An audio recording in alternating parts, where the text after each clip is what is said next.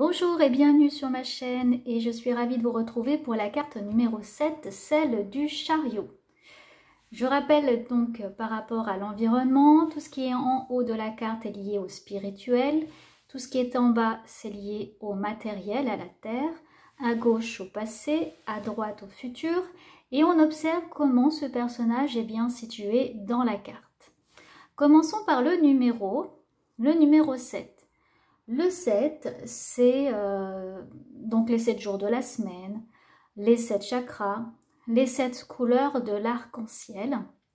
Donc il y a un côté un peu mystique, fantastique, et en plus qu'on a au quotidien avec comme une sorte de déroulement normal, par exemple les jours de la semaine, et puis ça recommence, etc., comme un cycle.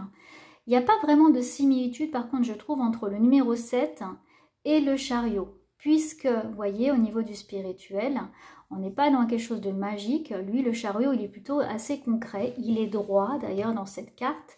Il est dans l'action.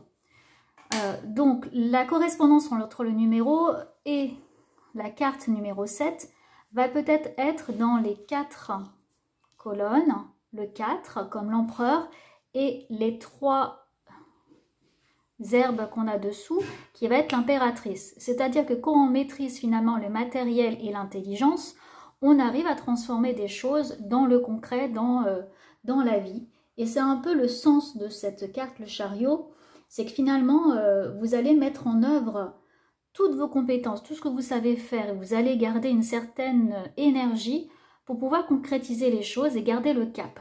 Donc c'est là-dedans que ça rejoindrait finalement ce numéro 7, parce que je ne vois pas vraiment le lien avec le côté spirituel fabuleux et le chariot. Bien qu'il y a, je vous dis, par rapport au 4 et au 3 qui donnent le 7, l'empereur et l'impératrice. C'est moi dans ce sens-là que je vois le lien avec le numéro. Observons un peu plus cette carte. On voit un personnage qui se trouve dans un chariot, donc comme un gladiateur. C'est la seule carte du tarot où il y a un véhicule. Véhicule, ça dit déplacement, ça dit action, ça bouge. Donc la carte du chariot, c'est vraiment une carte active. C'est vraiment une carte qui dégage et qui explique le fait de se déplacer. Simplement par un véhicule, donc ça peut être des déplacements professionnels, un déménagement, vraiment quelque chose de concret dans le fait de passer d'un point A à un point B. Et c'est aussi le fait de cheminer, le fait d'avancer. Donc il est dans ce véhicule tiré par 2 chevaux qui, je vous laisse observer, sont assez différents et semblables en même temps. C'est-à-dire ils sont accrochés comme encastrés dans ce chariot, un qui va vers la droite, un qui va un vers la gauche, un vers la droite, et en même temps on regarde dans la même direction, et en même temps ils ont des expressions différentes. Et ce personnage doit maîtriser ses chevaux alors qu'ils vont, semble-t-il, dans des directions différentes. De plus, on peut voir que les roues qui sont là sont de tailles différentes et en plus sont comme désaxées, c'est-à-dire elles sont sur l'extérieur au lieu d'être bien droites. Et malgré tout, notre personnage doit tenir cap et doit faire avancer ce chariot dans la bonne direction. Donc ça va être quoi derrière tout ça, la signification qu'on va pouvoir mettre en niveau de mots?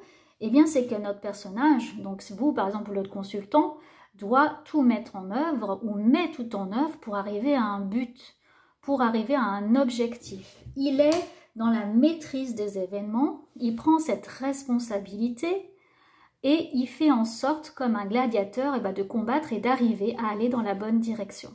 Donc ça, rien qu'avec le dessin, on peut le voir. On a aussi sur les épaules, donc il a comme une armure, hein, c'est vraiment un guerrier, un combattant. Voilà, il est maître de lui-même et maître de ce véhicule. C'est ce qu'on lui demande, c'est de l'autonomie.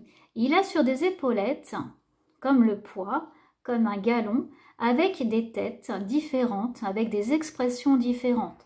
Donc c'est un peu avoir aussi plusieurs phases, plusieurs émotions et de rester dans la maîtrise de ces émotions, la maîtrise de son passé, de son futur, de son présent, bien ici, bien ancré, bien droit, et qui permet d'avancer. Qu'est-ce qu'on retrouve au niveau du matériel? On retrouve du noir, comme la carte donc de l'arcane sans nom, qui est la mort. Là, on se retrouve avec, dans ce noir-là, le symbole de la transformation de la vie. Donc, il y a un changement. Il va vers un changement qu'il maîtrise. Et en même temps, c'est un personnage qui est seul quand même. Hein. Il y a de l'autonomie, mais il y a aussi le fait d'agir seul en son fort intérieur. Il est le seul maître de son véhicule pour arriver à son but. Et le spirituel est caché. Il est présent, mais il est caché par un rideau. Donc là, il est vraiment bien dans la matière et dans le concret pour que les choses se transforment. Et voyez ces chevaux-là, ils ont chacun la patte bien posée sur le matériel et sur la terre. Donc, et qui est transformée. Donc il y a bien un changement concret et matériel. Donc le seul à bord de son véhicule, le seul à arriver à ce que ça arrive à bon port, le seul à pouvoir transformer les choses dans la matière, en ayant des acquis spirituels mais qui sont cachés, donc il ne se sert pas de ça forcément, et il regarde vers le passé. Il regarde vers ça d'une façon assez détachée, et il a son bras qui va lui vers le futur, donc un peu déséquilibré, mais en même temps assuré par son courage et son autonomie à arriver à faire avancer ce chariot dans la bonne direction. Si vous l'avez dans un tirage amoureux, par exemple, que vous demandez comment est votre amoureux par rapport à vous, là on a un personnage qui est plutôt indépendant, qui est plutôt seul, qui joue plutôt en solo. Hein, voilà, donc il est le seul à aller vers son but, mais c'est quelqu'un donc plutôt indépendant, et en pleine autonomie. Voilà ce qu'on peut dire pour le chariot. À l'inverse, c'est tout ce que je viens de dire va être donc du coup d'un point de vue négatif. Ça va être un peu le manque de contrôle sur les événements, la difficulté à avancer, difficulté à se battre, et puis des difficultés pour aller dans la direction qu'on a souhaité, tout simplement. Donc on retrouve là dans ce sens notre guerrier, notre combattant, le gladiateur. Moi j'ai vraiment le chariot, pour moi c'est un gladiateur, quelqu'un qui a du courage, la force, la détermination et de l'autonomie et qui avance vers un but. Donc lui, au niveau de ce dessin, il a le contrôle sur les événements et en tout cas, il va tout faire pour dépasser les obstacles qui vont se présenter à lui. On va aller voir dans d'autres tarots comment il a été mis en lumière, hein, mis en dessin. Donc là, avec le Deviant Moon, on a vraiment le gladiateur hein, sur sa roue, dans son chariot qui se déplace. Là, il a plutôt... Il a plutôt une tête plutôt pâle, hein, donc lié plutôt un peu à la mort, mais il va au combat. Ça fume, hein, vous voyez de ce côté, là au niveau gauche, ça fume pas mal, sur un désert, une sorte de désert. Donc ça écrase tout, si vous voulez, il écrase tout un petit peu ce chariot, c'est-à-dire il avance sur quelque chose qui est finalement complètement neutre, complètement absent, et c'est à lui de construire les choses aussi. Donc il avance dans ce chariot, il est à l'intérieur, et ça fume pas mal hein, avec ces deux cheminées. On voit d'ailleurs derrière lui dans le passé 2 cheminées et là il n'y en a plus qu'une parce que l'usine s'est transformée. Elle s'est comme modernisée en fait. Hein. Vous voyez là on voit, alors je vais essayer de le mettre en plus gros. Là on voit une cheminée plus droite, plus petite, avec une usine qui semble plus moderne. Et là c'est plutôt de l'ancien. Donc on va sur quelque chose de nouveau, de changer, de transformer. Là, c'est avec le tarot égyptien. On retrouve tous les éléments qui étaient donnés dans l'autre carte. Et on voit bien là, finalement, le véhicule avec les 4 piliers.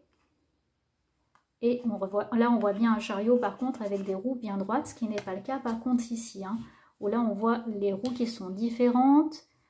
qui sont comme écartés, donc c'est un peu difficile, je trouve, avec un chariot comme ça d'avancer, mais il avance quand même. Voilà pour la symbolique du chariot. N'hésitez pas à mettre vos propres mots sur cette carte, à vous laisser inspirer, et puis je vous retrouve bientôt pour la numéro 8.